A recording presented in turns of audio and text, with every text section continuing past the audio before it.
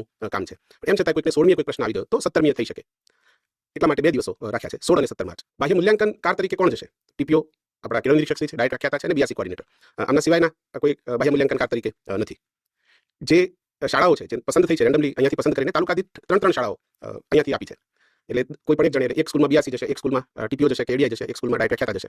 માનો કે કોઈક જગ્યાએ ડાયટ વ્યાખ્યાતા નથી તો એ તાલુકામાં ટીપીઓ અને એડીઆઈ બંને હોય તો એક સ્કૂલમાં ટીપીઓ જાય, બીજામાં એડીઆઈ જાય. પણ આ 4 પૈકી જ કોઈકે જવાનું છે. આ સિવાયનો કોઈ વિકલ્પ લેવાનો હોય તો સાહેબને ધ્યાને આપણે મૂકવું પડશે કે અહીંયા અમે બાહ્ય મૂલ્યાંકન કાર બદલી રહ્યા છીએ. પણ એક વાત છે કે અહીંયાથી જે શાળા આપી છે એ અને એ શાળાઓમાં જે ધોરણ આપ્યું છે આપણને એ જ ધોરણમાં આપણે જવાનું છે. આ દરમિયાન આપણે મુખ્યત્વે 3 બાબતોનું મૂલ્યાંકન કરવાના છે. એક શ્રુતલેખનનું, બીજું ગણનનું અને ત્રીજું છે વાંચન ઝડપ અને વાંચન અર્થઘટનનું. આ પૈકી શ્રુતલેખનની જે માહિતી છે, બાળકોએ કેટલા શબ્દો સાચા લખ્યા, કેટલા ખોટા લખ્યા, એ આપણે ચકાસીને ગૂગલ ફોર્મમાં લખશું. એવી જ રીતે કેટલા દાખલા ખોટા છે, કેટલા ખરા છે કે કેટલા છોડી દીધા છે, એ માહિતી ગૂગલ ફોર્મમાં લખશું. પણ વાંચન ઝડપ અને અર્થઘટન અંગેનું છે એ વાંચન સમીક્ષા જે એપ્લિકેશન છે એના મારફતે કરવાના છે. એ અંગે પાછી હમણાં વિગતે વાત કરશું. પણ આ 3 મુખ્ય મૂલ્યાંકન છે. બાહ્ય મૂલ્યાંકનની જે સમગ્ર પ્રક્રિયા છે એ શું છે? તો ગૂગલ શીટ આપણી પાસે લિંક આવી જશે. અમે અહીંયાથી ડાયરેક્ટ મોકલશું એટલે એ ડાયરેક્ટ આપણી સાથે શેર કરશે. એમાં આપણી પોતાની માહિતી એટલે કે નામ, હોદ્દો અને કચેરી, પછી જિલ્લો, તાલુકો, ક્લસ્ટર અને શાળાનું નામ, એની સાથે સાથે શાળાનો જે 11 આંકડાનો ડાયસ કોડ છે એ પણ આપણે એમાં ભરવાનો છે. આટલું ગૂગલ ફોર્મમાં આટલું લખશું એટલે આપણને જે ધોરણ સોંપાયું છે, દાખલા તરીકે મને 5મું અને 7મું સોંપાયું છે તો હું 5મું ધોરણ પસંદ કરીશ. એ પસંદ કર્યા પછી એ જ વર્ગમાં હું જઈશ. સૌથી પહેલું કામ તો એ દિવસના હાજરી પત્રકનો ફોટો એ ગૂગલ ફોર્મમાં અપલોડ કરવાની એક સુવિધા છે. આપણે જઈને હાજરી પત્રકનો ફોટો નાખીએ, એ ફોટો ગૂગલ ફોર્મમાં અપલોડ કરવાનો છે. આ ફોટો અપલોડ થઈ જાય એ પછી ગૂગલ ફોર્મમાં જ તમને 3 થી 8ના શ્રુતલેખનના ફકરા મળશે. 3જા ધોરણનો ફકરો, 4થા ધોરણનો ફકરો, 5માનો, 6ઠાનો, 7માનો અને 8માનો 6 ફકરા છે. આપણે જે ધોરણમાં ગયા છે, દાખલા તરીકે હું 5મા ધોરણમાં ગયો છું તો 5મા ધોરણનો જે ફકરો શ્રુતલેખનનો છે એનું હું શ્રુતલેખન કરાવીશ બધા બાળકોને. આ પહેલા સામાન્ય રીતે આપણે જે સૂચના આપતા હોય એવી સૂચનાઓ આપવાની કે સૌથી પહેલા તમારું જે શ્રુતલેખન કરવાનું છે એ કાગળ જુદો રાખો. એમાં બાળકનું નામ, બાળકની શાળાનું નામ અને બાળકનો રોલ નંબર આટલું અંદર એ કાગળ ઉપર આવું લખી દેવાનું. એટલે બાળકે જ લખવાનું છે. એ એને ન લખ્યું તો આપણે જ્યારે કાગળ પાછા લઈએ ત્યારે પાછું ચકાસી લેવાનું કે લખ્યું છે કે નહીં. પણ શ્રુતલેખન કેવી રીતે કરાવવાનું છે એની એક પ્રક્રિયા આપણે સ્ટાન્ડર્ડાઇઝ કરેલી છે. કે બાળકોને આપણે એવી સૂચના આપવાની છે કે તમે હવે તમારું કાગળ અને પેન તૈયાર રાખ્યું છે, અત્યારે મૂકી રાખો, હું એક ફકરો તમારી સામે વાંચું છું. એ ફકરો પહેલી વાર વાંચીએ ત્યારે બહુ સામાન્ય ઝડપથી વાંચી સંભળાવવાનો. એ વખતે બાળકો ખાલી સાંભળશે, લખશે નહીં. પછી લખાવા માટે આપણે બીજી વાર વાંચશું અને એ વખતે ધીમી ઝડપથી બોલશું. એટલે બાળકો લખી શકે એટલી ઝડપથી આપણે બોલશું. એ દરમિયાન બાળકો લખશે. અહીંયા એક વાત છે કે આપણે શ્રુતલેખન કરાવતી વખતે ઘણીવાર ભૂલો કરીએ છીએ કે એકનો એક શબ્દ 2-3 વખત લખીએ છીએ એટલે બાળકો પણ 2-3 વખત લખે છે. આપણે એક જ વાર બોલશું. આજે બીજી વખતનું વાંચન છે, એક જ વાર બોલશું અને એમાં પણ છૂટા અક્ષરોને બદલે જે સામાન્ય રીતે શિક્ષકો આવી ભૂલ કરતા હોય છે કે એક અક્ષર છૂટો પાડીને બોલે, એને બદલે આપણે 2-3 સાર્થક શબ્દોનો સમૂહ એક સાથે બોલો. દાખલા તરીકે એવું હોય કે એક સિંહ જંગલમાં સૂતો હતો તો આપણે વાંચવાનું કેવી રીતે? એક સિંહ જંગલમાં સૂતો હતો. સૂતો હતો ભેગું કરીને મેં જેવી રીતે હું બોલ્યો એવી રીતે ટૂંકમાં બાળક પોતે ઇમેજિન પણ કરી શકે આ લખતા દરમિયાન. એવી રીતે આપણે બોલવાનું છે. હવે આપણે આ રીતે બોલ્યા છીએ એટલે શક્ય છે બાળકોના વચ્ચે કોઈ શબ્દો રહી ગયા છે. એવું ચકાસવા માટે આપણે ત્રીજી વાર પાછો સામાન્ય ઝડપથી ફકરો ફરીથી વાંચવાનો. દાખલા તરીકે એક સિંહ બોલ્યો છે ત્યાં બાળકને એક લખવાનું જ રહી ગયું છે. હું ત્રીજી વખત વાંચું છું ત્યારે બાળક પાછું એક લખી લેશે અથવા તો એને કંઈક સુધારવું હોય તો સુધારી લેશે. ટૂંકમાં પહેલી વાર સામાન્ય ઝડપથી, બીજી વાર બાળકો લખી શકે એવી ધીમી ઝડપથી, ત્રીજી વાર વળી પાછું સામાન્ય ઝડપથી. આવી રીતે આપણે ફકરો લખાવશું. સામાન્ય રીતે 3 થી 5 સેકન્ડ એક શબ્દ લખવામાં બાળકને થાય. તમે જાતે ચકાસી શકો, આપણા ડાબાથી લખીને કરી શકો. અમે અહીંયાથી કેટલીક શાળાઓમાં પાયલટ કર્યું છે. એટલે આટલો સમય થાય છે 3 થી લઈને 5 સેકન્ડ. તો બાળકોને એ રીતે આપણે ફકરો બોલવાનો છે. દરેક ફકરો 50 શબ્દોનો છે. એટલે મહત્તમ સમય આપણે આપીએ તો 250 સેકન્ડ એટલે લગભગ 6 મિનિટ થાય. એનાથી વધારે શ્રુતલેખનનો સમય ના થાય. જે મોટા ધોરણો છે 6 થી 8 માં તો 3 સેકન્ડ ગણીએ એટલે બહુ ઝડપથી પૂરું થઈ જાય. હવે શું કરવાનું છે? આટલું પતી જાય પછી કાગળ ભરી બાળકોની પાસે જ રહ્યા. તમે જ્યાં શ્રુતલેખનની ફ્રેમ જોઈ, શ્રુતલેખનનો ફકરો જોયો, ત્યાં જ નીચે ગણન માટેની પણ ધોરણવાર ફ્રેમ આપેલી છે ગૂગલ ફોર્મમાં જ. એમાં જે ધોરણ આપણે મૂલ્યાંકન કરવાનું છે, દાખલા તરીકે અત્યારે આપણે 5મું ધોરણ લઈને ચાલીએ છીએ તો 5મા ધોરણ આપણે ની જે ફ્રેમ છે ત્યાં 3 થી 8ની બધાની ફ્રેમ છે પણ 5માની પસંદ કરશું. આ ફ્રેમના જે 5 પ્રશ્નો છે એ આપણે બ્લેકબોર્ડ પર લખવાના છે. એ લખી દીધા પછી બાળકોને કહેવાનું છે કે હવે એક બીજો કાગળ લો. એમાં આપણે જે મોટા ચોપડા હોય એમાં એક કોમન કાગળ હોય આખો. એટલે એકમાં શ્રુતલેખન કરે, બીજામાં એ જોડાયેલા કાગળમાં એ ગણન કરે તો પણ ચાલે. એ પ્રશ્નોના જવાબ લખવા બાળકોને કહેવાનું છે અને આ માટે મહત્તમ 10 મિનિટ જેટલો સમય આપવાનો છે. એટલી જ વિગતો છે. 5 પ્રશ્નો છે દરેક ફ્રેમમાં. આપણે જેમ અગાઉ ગુણોત્સવમાં કરતા હતા એ જ રીતે એક ફ્રેમમાં 5 પ્રશ્નો છે. એટલે બાળકો એટલામાં ગણી જ રહેશે. હવે શું કરવાનું છે? તો આ બધા જ વિદ્યાર્થીઓ શ્રુતલેખન અને ગણનના કાગળ જે બાળકોના છે એ બધા જ આપણે ભેગા કરી લેવાના છે. એ વખતે પાછું જોઈ લેવાનું કે બાળકનું નામ અને રોલ નંબર લખેલો છે કે નહીં. એના લખ્યો પછી આપણે અથવા તો આપણી બાજુમાં શિક્ષક કેવું હોય તો એ શિક્ષકે મૂલ્યાંકન દરમિયાન ઇન્ટરફિયર નથી કરવાનું. બરાબર, શિક્ષક તો હશે સામાન્ય રીતે. તો એ તમે શ્રુતલેખન કરાવતા ત્યારે એમને બોલવાનું નથી. ગણનના પ્રશ્નો બાળકો કરાવે ત્યારે એમને સોલ્વ કરવાના નથી. પણ આવા કામમાં મદદ આપણે લેવાની છે કે કોઈ બાળકનો રોલ નંબર રહી ગયો હોય, કોઈ બાળકનું નામ રહી ગયું હોય તો એ એમાં લખી નાખે. હવે શ્રુતલેખન અને ગણનનું કામ અહીં આપણે આટલા સુધી થયું. હવે આપણે 5 બાળકોની રેન્ડમલી પસંદગી કરવાની છે. આપણે લખાવ્યું છે બધાને. પણ હવે વાંચન અર્થગ્રહણ માટે આપણે કોઈ પણ 5 બાળકોને પસંદ કરવાના છે કારણ કે એ બહુ લાંબી પ્રક્રિયા છે. ઇવન ગણન અને શ્રુતલેખન ચકાસવાની પણ થોડી લાંબી પ્રક્રિયા છે. એટલે આપણે 5 જ બાળકોને પસંદ કરશું. એ 5 કેવી રીતે પસંદ કરવાના છે? તો ડાયટના મિત્રોને જેને સંશોધનનો થોડો ખ્યાલ હશે એવા બધા જ મિત્રોને એ ખબર છે કે એક યોજનાબદ્ધ યાદચ્છિક નમૂનો સિસ્ટમેટિક રેન્ડમ સેમ્પલિંગ એવી એક પદ્ધતિ છે જેમાં વર્ગની સંખ્યા છે કુલ અને 5 વડે આપણે 5 બાળકો જોઈએ છે તો 5 વડે ભાગી દેવાના. દાખલા તરીકે અહીંયા એક વર્ગમાં ગયો અને 27 બાળકો છે તો 27 ને 5 ભાગું તો એનું પૂર્ણાંક ભાગફળ છે 5 આવશે. 5 પોઈન્ટ સમથિંગ આવશે પણ પૂર્ણાંક જે છે 5 આવશે. હવે 1 થી 5 પૈકી હું કોઈ પણ એક સંખ્યા પસંદ કરું છું. જેમ કે મેં 3 નંબર પસંદ કર્યો તો પહેલો વિદ્યાર્થી એ 3 જેનો રોલ નંબર 3 છે એ વિદ્યાર્થી પછી 3 માં 5 ઉમેરવાના કારણ કે આપણું ભાગફળ 5 આવ્યું હતું ને. એટલે 8મા નંબરનો વિદ્યાર્થી, પછી 8માં 5 ઉમેરીએ એટલે 13મા નંબરનો વિદ્યાર્થી, પછી 18મા નંબરનો વિદ્યાર્થી અને છેલ્લે 23મા નંબરનો વિદ્યાર્થી. આવી રીતે આ 5 વિદ્યાર્થીઓ પસંદ થશે. હવે તમારે શું કરવાનું છે? તો તમે જે કુલ કાગળ લીધા છે એ પૈકી બધા બાળકોના કાગળમાંથી આ 5 વિદ્યાર્થીઓના શ્રુતલેખન અને ગણનના કાગળ અલગ તારવી લેવાના છે. એ પાછળથી તારો છો તો વાંધો નહીં, પણ અલગ તારવાના છે. બાળકો તો આપણે નક્કી કરી દીધા કે આ 5 બાળકો છે. હવે આપણે વાંચન ઝડપ અને વાંચન અર્થઘટનનું મૂલ્યાંકન કરવા જવાના છે. એ જ વર્ગમાં છીએ. હવે 5 વિદ્યાર્થીઓ આપણે જે પસંદ કર્યા, સૌથી પહેલો રોલ નંબર 3 પસંદ કર્યો. તો 3 નંબરના વિદ્યાર્થીને આપણે ઊભા કરીને વંચાવવાનું છે અને એ વાંચન સમીક્ષા એપ્લિકેશનમાં વંચાવવાનું છે. આપ સૌ જાણતા જ હશો કે વાંચન સમીક્ષા નામની એપ્લિકેશન છે. એ મૌખિક વાંચન ઝડપ અને વાંચન અર્થઘટન માટેની એક એપ્લિકેશન છે જે અહીંયા વિદ્યા સમીક્ષા કેન્દ્ર દ્વારા તૈયાર કરવામાં આવી છે. ગયા નવેમ્બર-ડિસેમ્બરમાં રાજ્યના 3 થી 8ના તમામ બાળકોની વાંચન ઝડપ એમાં માપવામાં આવી છે. એ એપ્લિકેશન કેવી રીતે ખુલે છે? તો જે તે વર્ગ શિક્ષકના લોગિન આઈડીમાં આ એપ્લિકેશન છે. એટલે એના મોબાઈલમાં એપ્લિકેશન છે, એની પાસે એનું લોગિન આઈડી પણ છે. એટલે અને ના હોય તો તરત જ ડાઉનલોડ કરીને કરી શકે છે.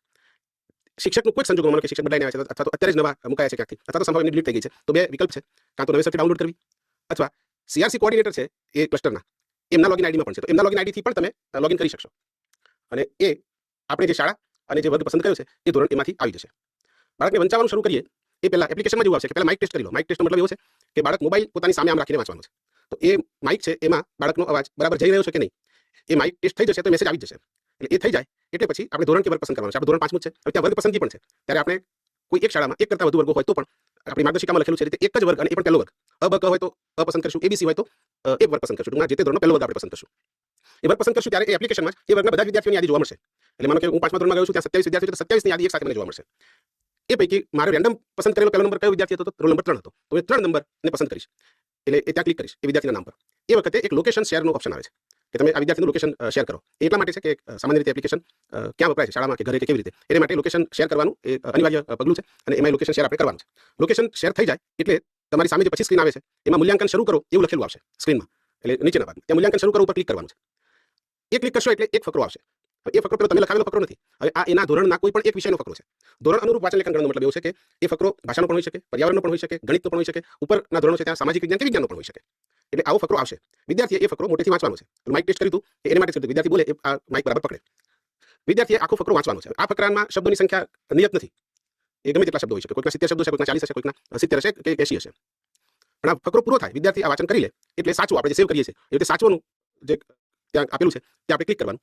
એ ક્લિક કરી લઈએ એટલે એ સેવ થઈ જશે અને રેકોર્ડિંગ સેવ થયું છે એવો મેસેજ પણ આપણા સ્ક્રીન ઉપર દેખાશે. હવે રેકોર્ડિંગ સેવ થઈ ગયું એનો મતલબ એવો થયો કે વિદ્યાર્થી પ્રતિ મિનિટ કેટલા સાચા શબ્દો વાંચે છે. એને જે કુલ શબ્દો આપ્યા છે એમાંથી પ્રતિ મિનિટ આપણે જે કરેક્ટ વર્ડ પર મિનિટ એવું ઓઆરએફમાં ગણતા હોઈએ છીએ. તો નિપુણ ભારતમાં આપણે ગણીએ છીએ. હમણાં જે 3 થી 8માં મેં કહ્યું નવેમ્બર-ડિસેમ્બરમાં બધી શાળાઓએ જે કર્યું ત્યારે પણ આવી રીતે ગણ્યું છે અને શાળાઓને એનો રિપોર્ટ પણ મળ્યો છે. તો રેકોર્ડિંગ સેવ થઈ જશે એટલે એ માહિતી આપોઆપ થઈ ગઈ, એમાં આપણે ગણવાનું નથી. હવે શું થશે? તો એ ફકરાના આધારે વિદ્યાર્થીની સામે એક પછી એક પ્રશ્નો આવશે. એ પ્રશ્નો જેમ આપણા પરખ મૂલ્યાંકનમાં હોય છે, એનએસ પ્રકારના, નેશનલ એચિવમેન્ટ સર્વે પ્રકારના, અથવા તો આપણું ગુજરાતનું છે ગુજરાત એચિવમેન્ટ સર્વે, એવા પ્રકારના બહુવિકલ્પ પ્રશ્નો હશે. એ ફકરા આધારિત હશે. હવે મિત્રો એમાં એવું થશે કે વિદ્યાર્થીએ એકવાર ફકરો વાંચી લીધો છે. પ્રશ્નનો જવાબ આપવા એણે ફરીથી ફકરો જોવો પડે. શક્ય છે જોવો પડે. જો આખું સમજી ગયો યાદ રહી ગયો હોય તો ન પણ જોવો પડે. તો વિદ્યાર્થી એમને પણ જવાબ પસંદ કરી શકે. પણ જો એને જોવો પડે તો એને મોબાઈલની સ્ક્રીન ઉપર કાં તો સ્ક્રોલ કરવું પડે કારણ કે ફકરો ઉપર ગયો છે. એવું ન કરવું પડે. જો જે વિદ્યાર્થીઓને આમ તો સામાન્ય રીતે નાના બાળકોને એવું ફાવતું હશે સ્ક્રોલ કરવાનું, પણ આપણે એવો ચાન્સ લેવો નથી. એટલે તમને આ તાલીમ દરમિયાન જ એક કીટ આપી છે. એમાં ધોરણવાર ફકરાઓની પ્રિન્ટ આઉટ છે. એટલે એક જ પ્રિન્ટમાં એક જ પેજમાં ત્રીજા ધોરણના ફકરા, બીજા પેજમાં ચોથા ધોરણના ફકરા, ત્રીજા પેજમાં પાંચમાના, એમ કરીને 6 પેજ આપ્યા છે જેમાં જે તે ધોરણના ફકરા આપેલા છે. વિદ્યાર્થીને બતાવી દેવાનું કે જો ત્યાં ફકરો વાંચ્યો છે. હવે જવાબ આપવા માટે વિદ્યાર્થીએ પ્રિન્ટ આઉટમાં જોઈ શકે. કારણ કે શક્ય છે એમાં એ ફકરામાં કોઈ નામ હોય એમ કે ભાઈ હરેશના મિત્રનું નામ શું હતું એમ. તો હરેશના મિત્રનું નામ રમેશ એવું અંદર લખેલું હોય તો એને ફરીથી જોવું પડે. માહિતી છે તો એને માનો કે શોધવાની હોય તો એ ફરીથી ફકરો કાગળમાં જોઈ શકે. એટલા માટે આપણે વિદ્યાર્થીને એક કાગળ આપી દઈશું. પણ એને જે ફકરો વાંચ્યો છે એ ફકરો, એની પાસે 5 ફકરા છે પણ એને જે ફકરો વાંચ્યો છે એ જ ફકરામાં જોઈને જવાબ આપવાનો છે. પહેલો વિદ્યાર્થી આવા 5 પ્રશ્નોના જવાબ આપી દે પછી નવો સ્ક્રીન આવશે. એમાં લખેલું છે બીજો વિદ્યાર્થી પસંદ કરો. ત્યાં ક્લિક કરવાનું એટલે ફરીથી પાછા બધા જ વિદ્યાર્થીઓની યાદી દેખાશે. હવે મારે કયા વિદ્યાર્થીની પસંદગી કરવાની છે? તો મેં પહેલા મારા રેન્ડમ મુજબ 3 નંબર પસંદ કર્યો હતો. હવે 8 નંબર પસંદ કરવાનો છે. તો 8 નંબરના વિદ્યાર્થીની ઉપર ક્લિક કરીશ અને પછી જેમ 3 નંબરના વિદ્યાર્થી માટે મેં પ્રક્રિયા કરી કે વિદ્યાર્થીનું નામ પસંદ કર્યું, પછી લોકેશન શેર કર્યું, લોકેશન શેર કર્યા પછી ફકરો આવ્યો એને વંચાવ્યું અને પછી એના પ્રશ્નોના જવાબ આપવાના આવ્યા. તો આવી રીતે એ આગળ વધશે. 5 બાળકોના ફકરા અલગ આવશે. એકનો એક ફકરો નથી. એટલા માટે તમને 5 ફકરા આપ્યા છે. એટલે વિદ્યાર્થી જે ફકરો એને વાંચ્યો છે એ જ પ્રિન્ટ એની સામે રહે. હવે આપણે એક જ કાગળમાં આપીએ છીએ ખાલી આપણે બતાવવાનું કે ત્યારે ફકરો વાંચ્યો છે. આપણે તો ખ્યાલ આવશે. તો વિદ્યાર્થી એ ફકરો શોધવાનો પડે કાગળમાં મારો ફકરો ક્યાં છે. તો એટલા માટે આપણે એનું પ્રિન્ટ એની સામે રહે. એટલા માટે 5 વિદ્યાર્થીઓને આ સગવડ આપવાના છીએ આ મૂલ્યાંકન દરમિયાન. મિત્રો હવે આ કામ પતી ગયું. કયું વાંચન અર્થગ્રહણનું, વાંચન ઝડપ, બંને કામ પૂરા થઈ ગયા. હવે વર્ગખંડમાં આપણે કરવાનું કામ પૂરું થઈ ગયું છે. આ જ રીતે બીજા વર્ગનું કામ પણ કરવાનું છે. એક વર્ગમાં આવી રીતે થયું, શ્રુતલેખન થયું, ગણન થયું, વાંચન અર્થગ્રહણ થયું. 5મા પછી હું 7મા ધોરણમાં જઈશ, આની આ જ પ્રક્રિયા કરીશ. ત્યાં પણ બધા બાળકોને શ્રુતલેખન કરાવીશ, પછી બધા બાળકોને ગણન કરાવીશ, એમના કાગળ પણ મેળવી લઈશ અને પછી એમને પણ વાંચન ઝડપ અને વાંચન અર્થગ્રહણના ફકરા વંચાવીશ. આ બંને ધોરણમાં થઈ ગયું. હવે તમે જે 5 બાળકો પસંદ કર્યા છે એમનું શ્રુતલેખનનું મૂલ્યાંકન કેવી રીતે કરવાનું છે? તો એમાં દરેક ફકરામાં 50 શબ્દો છે. શ્રુતલેખનના ફકરામાં દરેકમાં 50 શબ્દો છે. આ 50 શબ્દો પૈકી આપણે જે Google ફોર્મમાં માહિતી ભરવાની છે એ શું છે? તો વિદ્યાર્થી 1 એણે લખેલા સાચા શબ્દો 50 પૈકી, દાખલા તરીકે 35, ખોટા શબ્દો 10, લખવાના રહી ગયેલા શબ્દો 3 અને તમે ના લખાયા હોય એવા વધારાના શબ્દો તમે જોશો કે આપણે વિદ્યાર્થીને જ્યારે લખાવીએ છીએ ત્યારે વિદ્યાર્થી માત્ર ખોટું લખે છે એમ જ નહીં, તમે જે લખાવ્યું જ નથી એવું પણ લખે છે અને કેટલુંક એનાથી ચૂકાઈ જવાય છે. એટલે તમારું જે કાગળ છે એમાં આ માહિતી લખી દેવાની. કેવી રીતે લખવાની છે એનો નમૂનો તમારી સામે છે. દાખલા તરીકે અહીંયા એક ફકરો છે, એ ફકરામાં જે સાચા છે એને મેં કોઈ જાતનું હાઇલાઇટર આપ્યું નથી. એ બધા સાચા શબ્દો છે જે 31 છે. ખોટા શબ્દો છે જે થોડુંક લાલ કલર જેવું દેખાય છે, એ જે હાઇલાઇટ કર્યું છે એ ખોટા શબ્દો છે. એટલે આ કિસ્સામાં આ બાળક માટે 31 સાચા છે, 18 ખોટા છે. એને છોડી દીધા હોય એવો એક છે. એ જો તમને દેખાતો હોય તો નીચેથી ત્રીજી લાઈનમાં એક વાદળી આડી લીટી છે. ત્યાં એક શબ્દ હતો જે વિદ્યાર્થી લખી શક્યો નથી, એટલે વિદ્યાર્થી ચૂકાઈ ગયો છે. એટલે એણે છોડી દીધેલા શબ્દ છે. વધારાના બે શબ્દો છે એ કયા છે? તો હાંસિયામાં એણે જતા હતા કે એવું કંઈક વધારાનું લખ્યું છે. ઓલરેડી એને એક વખત લખી દીધું હતું પણ ફરીથી પણ લખ્યું છે. આમાં જે લીલા કલરથી બતાવેલું છે એ બરાબર ધ્યાન આપજો મિત્રો.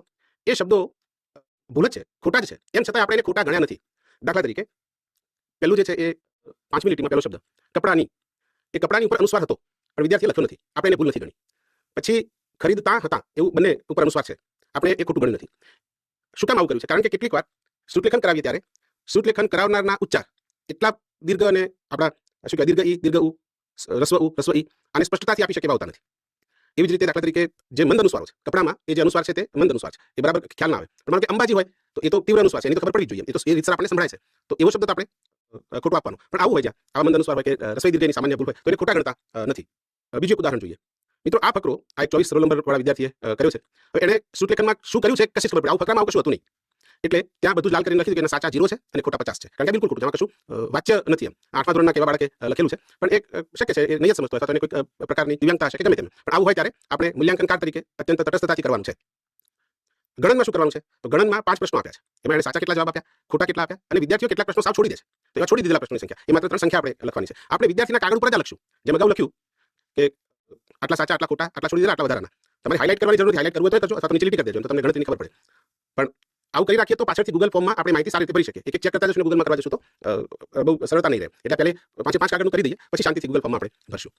ગણનમાં પણ આવી રીતે કરવાનું છે. એક ઉદાહરણ તમારી સામે છે, તો એના 5 પ્રશ્નોમાંથી 2 સાચા છે, 2 જવાબ સાચા છે અને 3 ખોટા છે. સિમ્પલ. તો તમારે ત્યાં માહિતીમાં એટલું જ ભરવાનું છે, 2 સાચા 3 ખોટા. હવે આ એક બીજો કાગળ છે, એમાં એક પણ પ્રશ્નનો જવાબ વિદ્યાર્થી આપેલો નથી. તો અહીંયા હું ખોટા એવું નથી લખતો. શું લખું છું? છોડી દીધેલા. એટલે આપણે ગૂગલ ફોર્મમાં 3 ઓપ્શન આવે છે, સાચા, ખોટા અને છોડી દીધેલા. તો આપણે છોડી દીધેલામાં 5 એવું લખશું. વિદ્યાર્થીની માહિતી આપણે ગૂગલ ફોર્મમાં જે ભરવાની છે એમાં વિદ્યાર્થી 1 એની બધી માહિતી, વિદ્યાર્થી 2 એની બધી માહિતી, એટલે શ્રુતલેખનની 5 વિદ્યાર્થીની શ્રુતલેખનની માહિતી પૂરી થઈ જાય પછી એક આગળ બાજુમાં મૂકીને એના જ વિદ્યાર્થીના ગણનના કાગળ લેવાના અને એ પછી ગણનની માહિતી એવી રીતે વિદ્યાર્થી 1, વિદ્યાર્થી 2, વિદ્યાર્થી 3, વિદ્યાર્થી 4, વિદ્યાર્થી 5 એવી રીતે કરી દેવાની. આ પતી જશે પછી આ 5 વિદ્યાર્થીઓ જે તમે બોલાવ્યા છે એની સાથે વાત કરવાની છે, એની પાસેથી નોટ માંગવાની છે. આપણે અભિયાનની શરૂઆત કરી 6 નવેમ્બરે ત્યારે એવી સૂચના લખી હતી કે દરેક વિદ્યાર્થીઓ માટે લેખન અને ગણનની અલગ નોટબુક નિભાવવાની છે. તો આ 5 પૈકી કેટલા જણ પાસે આવી નોટબુક છે આપણે જાતે ચકાસીને જોવાનું છે. અને 5 પછી આ જે 5ની નોટ જોઈએ પછી આપણે નોટ અંદર ચકાસવાનું કે વીકલી ઓછામાં ઓછું 2 વખત શ્રુતલેખન થયું હોય, કોઈ પણ વિષયનું હોય. એવું નથી કે ભાષાવાળા જ કરાયું હોય, ગણિતવાળાએ પણ કરાયું હોય, પર્યાવરણવાળાએ પણ કરાયું હોય, સામાજિક વિજ્ઞાનવાળાએ પણ કરાયું હોય. આપણા અભિયાનમાં સૂચના એવી જ હતી, ગાઈડલાઈન પણ એવી જ હતી કે શ્રુતલેખન કરાવશું આવી રીતે.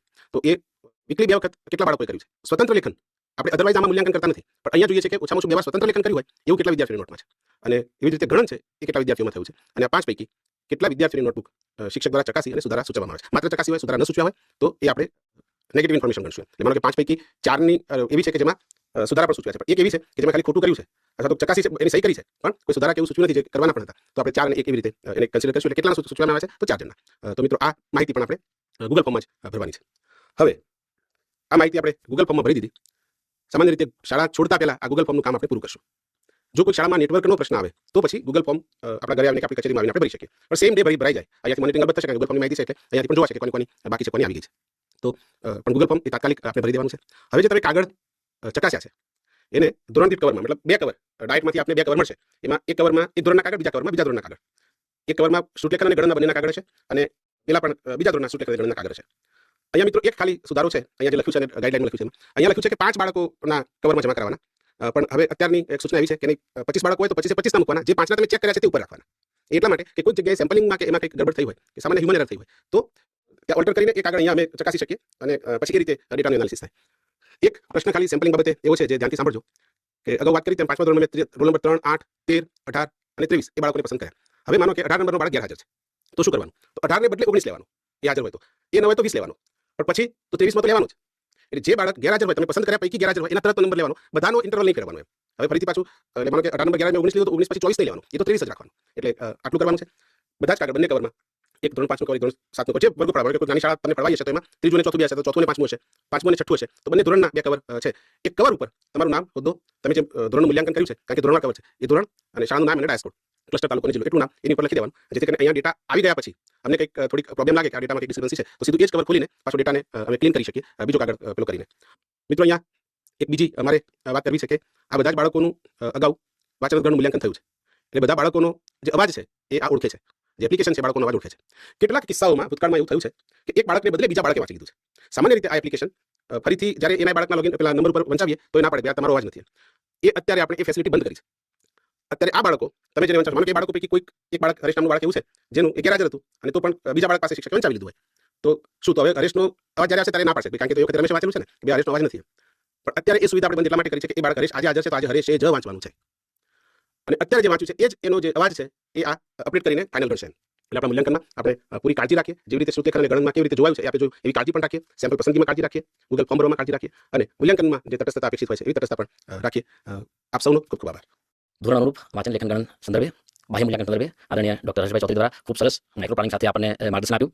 આપણે સૌ એ બાબતોને ધ્યાન રાખી નિષ્ઠાપૂર્વક ખૂબ સારી રીતે બાહ્ય મૂલ્યાંકન થાય એવા પ્રયાસો કરીએ અને એ પ્રયાસોના ભાગ થકી ક્યાં આપણે કચાશ ધરાવીએ છીએ એ કચાશ દૂર કરવાનો આપણે સૌ સાથે મળી પ્રયાસ કરીશું તો ચોક્કસપણે આગામી સર્વેક્ષણમાં આપણે સારું પરિણામ લાવી શકીશું. આ તકે હું નિયામક શ્રી પ્રાથમિક અને જીસીઆરટી માનનીય પી કે ત્રિવેદી સાહેબનો આભાર વ્યક્ત કરું કે જેઓ આપણે નવેમ્બરથી ફેબ્રુઆરી સુધી મિશનમાં કામગીરી કરવા માટે મોકો આપ્યો, સાથે સાથે માર્ગદર્શન કર્યા. ફરી વખત આ તકે માર્ગદર્શન આપવા બદલ ડોક્ટર હર્ષભાઈ ચૌધરી સાહેબનો આભાર વ્યક્ત કરું છું. આપ સૌનો પણ ખૂબ ખૂબ આભાર સાથે નમસ્તે.